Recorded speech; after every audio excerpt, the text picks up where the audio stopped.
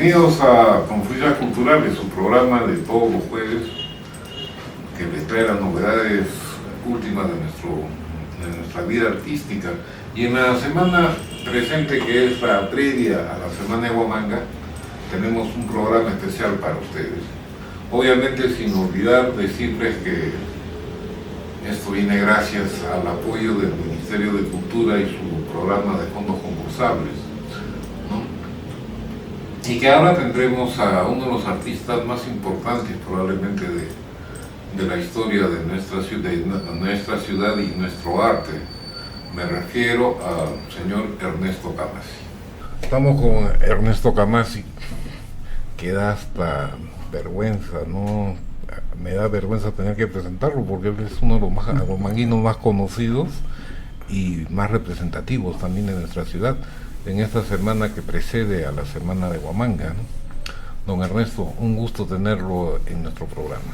Buenas tardes. Igualmente, el gusto es para mí conversar sobre temas que interesan en este momento no solamente a nuestra ciudad, sino digamos a todo el país, que es el folclore. Claro, no, claro, como entendido como arte popular, pero en un momento especial, ¿no? Porque usted no solo es músico, yo he leído trabajos suyos sobre nuestra ciudad, ¿no? ¿Qué te parece? ¿Cómo está Huamanga ahora? Bueno, al respecto debo manifestarte que esta preocupación mía de corregir varios dislates, llamaré nada más así, históricos, sobre amigos que escriben sobre la historia de Huamanga, he tratado de corregir desde mucho antes, desde 1984, cuando aparece una investigación histórica en Sevilla por el historiador peruano que lamentablemente ya ha finado, Guillermo Losman Villena, que encontró el único documento que respalda la fecha verdadera de la fundación de Huamanga, porque seguir insistiendo en una fecha ficta, que es el 25 de abril de 1540, es una barbaridad. Como le digo, ese documento firmado por Pizarro al día siguiente de esta fundación es una provisión. Recién tenemos un documento escrito que respalda su verdadera fundación, es decir, el 29 de enero de 1539. Por eso, cada año que festejamos el Día de Huamanga, le estamos robando un año de su historia. Sí, bueno, sí, pues, y ahora Losman Villena es probablemente el mayor historiador, ¿no?, sobre la colonia en el Perú. No he podido leer en él una referencia a Huamanga, ¿no?, sobre todo, salvo una de las que él cita, la crónica del viaje del virrey Toledo, ¿no?, cuando se hace cargo, ¿no? Pero después nada, no sé si he encontrado algo por ahí, ¿no? Claro, eso ya casi 30 años después de la invasión. Yo lo llamo así porque debemos ser justos, que no es que cuál conquista, no es conquista, es una invasión. Claro, ¿no? De la Huamanga colonial, lo que yo más, digamos, el documento que mejor la describe es uno que cita Ribagüero, ¿no?, que se llama La crónica del judío errante, ¿no? Sí, claro que sí, eso es la colonia. Hay varios escritores, principalmente limeños, que ya en el siglo XIX se animaron a recorrer el Perú y empezaron a escribir recién sobre Huamanga. Sí, y era pues sorprendente porque Huamanga tuvo un papel importante durante la colonia y en el periodo de invasión, para usar el término no sé cómo da, ¿no? Y sin embargo se conoce muy poco de la colonia, ¿no? Sí, efectivamente. Bueno, el que da a conocer, quién sabe, con cierta amplitud, pero no históricamente correcta, es Ricardo Palma en las tradiciones, las 14 tradiciones que escribió sobre Huamanga, que yo tengo trabajado y que no lo puedo publicar por falta de economía. Está esperando más de 4 años esto. Ahora para el bicentenario he acudido al gobierno regional, al Ministerio de Cultura, a la municipalidad, nadie tiene plata. Sí. En Huamanga no hay plata para la cultura. No, al contrario, usted mire lo que ha pasado, ¿no? Sabía que había una librería ahí en la higuera de la universidad, ¿no? Ahí Claro, sí. la han cerrado para dárselo a un evento deportivo. Y ahí publicaban los autores, ahí vendían sus obras los autores ayacuchanos, ¿no? Claro. Bueno, pero Huamanga, además que Ricardo Palma, tiene un papel importante sobre todo en la independencia, ¿no? En estos años de independencia. Claro, sí. Aunque, ¿qué puedo decirte? La primera tradición que Palma escribe sobre Huamanga todavía se refiere a 1542. Ya sobre la batalla de Chupas, donde mueren muchos conquistadores, así una barbaridad de batallas, claro. Y porcentualmente ha sido la más sangrienta de toda la guerra civil entre españoles. Claro. Ahí murió, por ejemplo, este gran especialista en manejo de cañones, griego. ¿No? Claro.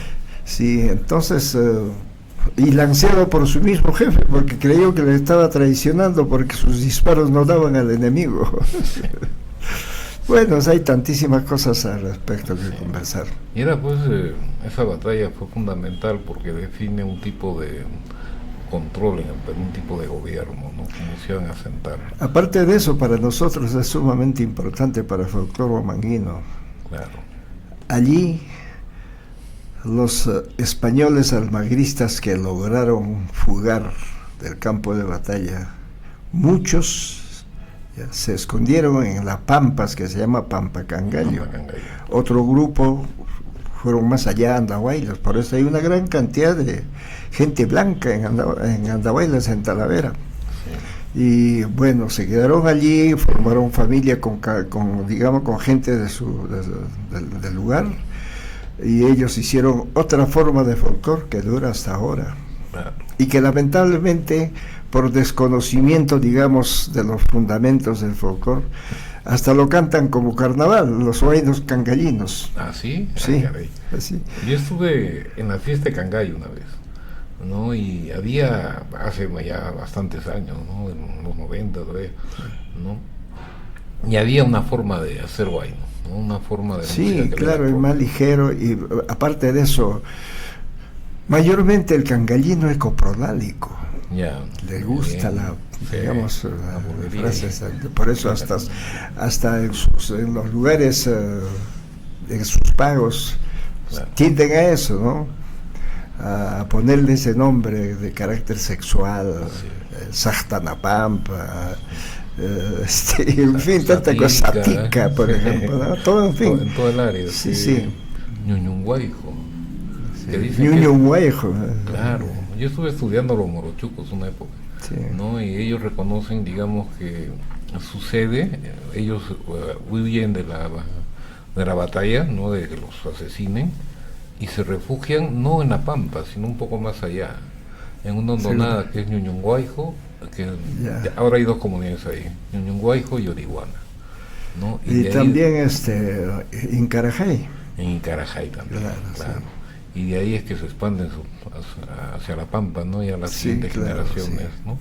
Pero en el caso, por ejemplo, de Huamanga y la relación con los morochucos, es bien interesante también, ¿no? Porque ellos sienten que es su ciudad. Así es, sí, más sí, que Cangallo. Claro, sí. Cierto, sí. Sí, comulga muy poco con la ciudad capital, que es muy pequeñito, ¿no? Y entonces no dónde expandirse. Claro, ¿no? Pero ellos todo como, incluso ya es un hecho histórico, ¿no? Cuando se rebelan los siquichanos, ¿no? Son los cangallinos que vienen a defender a Huamanga, ¿no? Y un poco que se molestan, casi se pelean entre ellos porque no llegaban los siquichanos, que al final nunca llegaron. Pero hay al respecto una especie de corriente mal elaborado entre los historiadores guantinos, encabezado por Pereira, y su discípulo debe ser este muchacho González, un norteño, que están en una campaña de, digamos así, de desconocer la historia del cangallino, de Basilio Auqui y sus huestes, Y es una situación un tanto compleja. ¿Sabe por qué? Porque ambos disputan de que ellos, uno de ellos fue el primero en declarar la independencia del Perú, entre ellos. Entonces la disputa es entre Max Castro y Nelson Pereira, claro, ¿no? Defendiendo ahora sobre esta situación de los iquichanos, y que la gente que dominaba a esa masa campesina no ha sido tan sencillo, igual que en Cangallo. En Cangallo los dirigentes han sido huamanguinos de la universidad, y en Cangallo han sido los Lazón y otras familias que mandaban toda esa situación, y por eso hasta muchos años después de la independencia ellos siguieron siendo realistas, ¿no? Sí, claro. Entonces han seguido combatiendo hasta muchísimos años, ¿no? Entonces esa lacra quieren borrar, digamos así, con una historia ficta. Sí, yo me acuerdo, cuando todavía estaba en el colegio, ¿no? Que nos fuimos a Guanta, nos metimos de chiquillos a una cantina, y había un grupo tomando ahí, y nosotros al lado, y de repente alguien grita, ¡querido rey! Sí.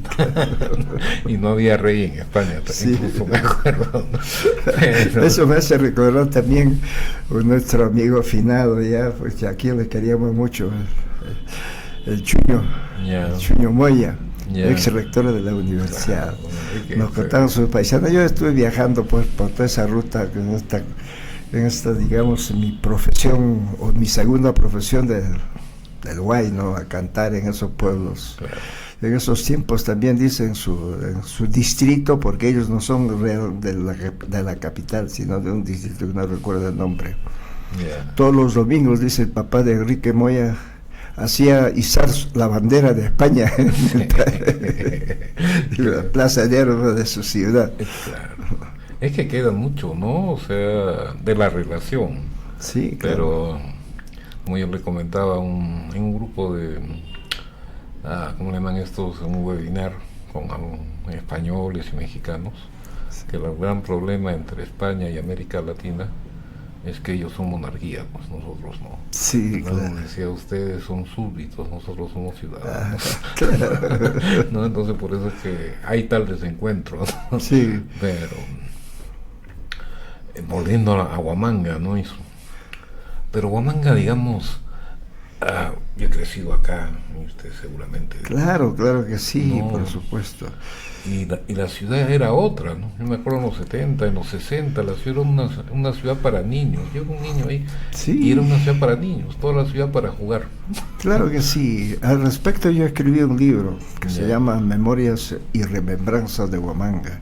¿Cómo fue la Huamanga que yo conocí? Pues yo he nacido en la década de 30, por eso yo soy ya... Llevo los años acumulados bastante. Claro. Entonces, yo he vivido y soy parte de toda esa situación que he escrito en ese libro. Ya, cómo era Huamanga, por ejemplo, cómo era la Semana Santa, cuando llegaban los pampinos, así llamados, ¿no? Los morochucos, a Huamanga en su caballo, trayendo su queso, su hilo, curur se llamaba eso, para vender y chupar con eso. Y se apropiaban de la plaza de armas y dejaban un muladar después. Claro. No, hubo tantísimas cosas que contar al respecto. Escribí 36 artículos en ese libro sobre diferentes temas. Claro, y era sorprendente, ¿no? Porque a pesar de que era, bueno, no a pesar, sino porque era una ciudad muy pequeña, todos nos conocíamos. Claro, yo me claro acuerdo, que pues, sí. El principal problema para la policía eran los vaqueros, ¿no? Los chiquillos que nos escapaban del colegio. Ahí justamente me hace recordar, publicaron un balsecito que también hemos cantado, grabaron y ya ha salido en Face. Y lo ponen como una fotografía, una fila de muchachos desfilando hacia la comisaría por 28 de julio con un policía adelante. Entonces, uno en un primer momento cree que son terroristas que lo están llevando presos. No, en ese tiempo, en los 40, había la ley de la vagancia. Después de las 9 de la mañana, si encontraban a un chico caminando por las calles, lo agarraban, porque no habían entrado a su escuela. Entonces lo llevaban a la comisaría toda la mañana y lo dejaban ahí. Por eso es esa fotografía. Pero Bueno, a mí nunca me pasó, ¿no? Pero no salía hasta que no aparecía el padre, ¿no? Y al padre Claro, le caía sí, también, ¿no? por Porque el supuesto. hijo no iba a clase, ¿no? Pero eran otras épocas. Sí, Incluso el policía era amigable, ¿no? O sea, muy respetable los claro, policías, algunos, no todos. sí, Sí, no, pero siempre, ¿no? O sea, lo que más pues nos decían era que no hablásemos groserías, ¿no? Amarra el sí, sí. perro, ¿no? Y, Así, pero esa era otra Huamanga, ¿no? así es, sí. Pero Huamanga va evolucionando y de hecho tiene un futuro, ¿no? El problema es cómo ve ese futuro usted.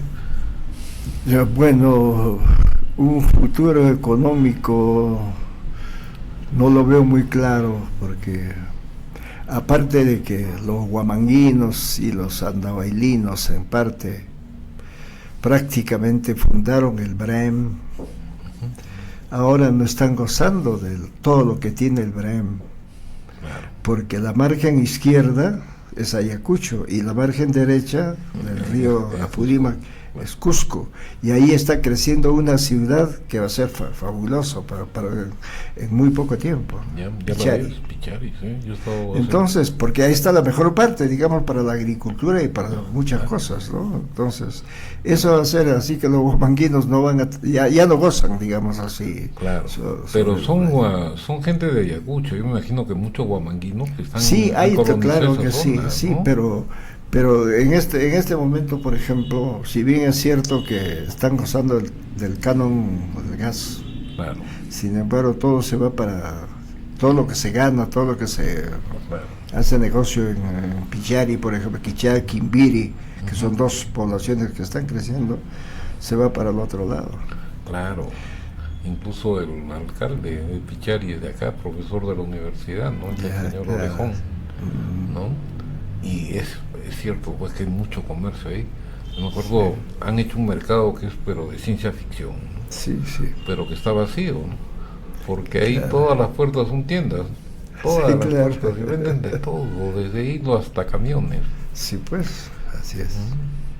Pero, oye, Huamanga de todas maneras es el eje, ¿no? Digamos, hay un triángulo histórico, ¿no? Del río Pampas, el Apurímac y el Antaro, Sí, claro. ¿no? Sí. Y ahí se ha dado toda la historia del Perú, todita la historia del Perú. Así es, así es. Claro, ¿no? Desde los primeros estados, digamos, los restos más antiguos, el primer estado, Así el es. primer estado que trascendió la frontera de la ciudad, ¿no?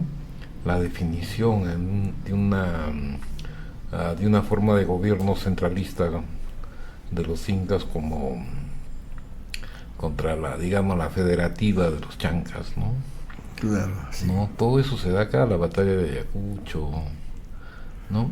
Y porque es un centro, ¿no? Digamos, acá confluyen de todas las áreas del Ande Sur Central. Y eso, para mí, es la gran, digamos, es la gran esperanza de Ayacucho, recuperar ese. Y yo creo que se puede recuperar, ¿no? Claro, un centro geopolítico, ¿no? Muy interesante. Pero el centralismo de nuestro gobierno, ese es el mayor oponente, digamos, a esa aspiración nuestra. No, y el poco interés en la cultura huamanguina que tienen nuestras autoridades, ¿no? Es una Sí, mediocridad tan absoluta, va a disculparme, pero, ¿no? Yo estuve 2 años trabajando en Huancavelica, y eso Ya. conocí un montón de familias, y todas ellas huancavelicanas habían estado por lo menos una vez acá, ¿no? Era como una meca, ¿no? Habían venido una vez por lo menos a Huamanga, ¿no? Te cuento al respecto lo siguiente. Cuando Huamanga se cree primero como intendencia, no, perdón, tiene otro nombre, en este momento se me va. Se creó, imagínate, con una parte del obispado de Huamanga, que abarcaba el 50% de lo que es ahora Apurímac, parte de Ica, la provincia de no, en este momento no recuerdo, Castrovir, 2 provincias de Huancavelica, Claro. formaban Huamanga. Entonces la idea y la imagen que uno tiene dice, ¿de qué tamaño era el obispado de Huamanga? Si en una parte del obispado se había creado claro. Huamanga. Yo tuve la oportunidad de leer un trabajo me parece que es de Guiñiz, ¿no? Sobre, él había recuperado el documento que le dan a un coronel Carrasco, ¿no? de terrenos, ¿no? De la propiedad, del reconocimiento de su dominio, porque no tenían propiedad, ¿no? De una tierra que comenzaba en Chajo, pero no este Chajo nuestro, sino uno que está en las alturas de San Miguel, las alturas de la mar. Sí. Por Torobamba. ¿No? Claro, y llegaba hasta donde señalaba el Tratado de Tordesillas, ¿no? Ya, o sea, medio Brasil. Claro, sí. ¿No? Entonces, y estaba bajo el control del obispado de Huamanga, ¿no? Lo que pasa es que no hay ese texto, ¿no? Sí, no puede ser, pero hay mucho. No ha quedado. Ahora, sobre las cosas que estoy investigando es eso. ¿Por qué, por ejemplo, nos une a Huancavelica y a Apurímac, ya, el folclore, claro, y el idioma ancestral? ¿Por qué? Porque, por ejemplo, en 1873 ya, se crea el departamento de Apurímac, quitándole 3 provincias al Cusco y una provincia, que ahora son 2, claro, de Huamanga, ¿ya? O sea, de allá, en ese tiempo ya se llamaba Ayacucho, 1893. Claro. Andahuaylas y Chincheros. Por eso es que la gente que vive en este nuevo departamento llamado Apurímac, la gente que vive en Chincheros, Andahuaylas y demás pueblos, hasta el río Pachachaca, hablan el quechua como nosotros. Como nuestro, claro. A partir de ahí, empezando por la presidenta de esta república, hablan el quechua cusqueño. Claro, por eso lo de Huayqui. Sí, por eso el Huayqui. ¿No? Pero aún más, ¿no? Y eso los diferencia, lo diferencia porque otro hecho también, la identidad de los andahuaylinos con Huamanga, con Ayacucho, es cuando se creó la regionalización, la primera regionalización, vía esta consulta popular que se hizo. Los andahuaylinos votaron para pertenecer a Ayacucho. Pero es que ellos viven mirando a Huamanga, ¿no? Así es. Bueno, muchas familias. Sí, todavía hay vínculos muy fuertes entre familias. Claro. Bueno, ya nos gana el tiempo. Sí. ¿No? Y realmente una conversación muy interesante. Que tenemos que seguirla, ¿no? Antes de empezar el programa hablamos de la posibilidad de hacer un especial del trío Ayacucho. Sí, cómo no, con mucho gusto. Precisamente para este viernes ya terminé mi artículo.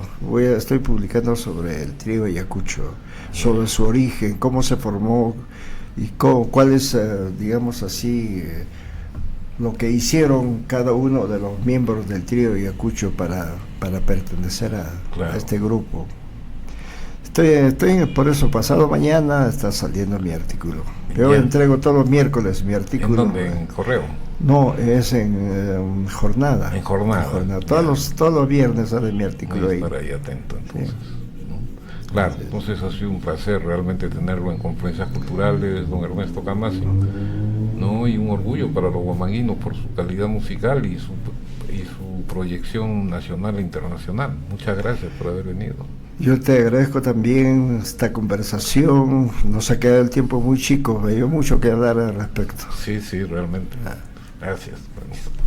Bueno, amigos, hemos llegado hacia el final de esta primera media hora del programa Confluencias Culturales y los esperamos, no se vayan, por favor, los esperamos para la segunda parte.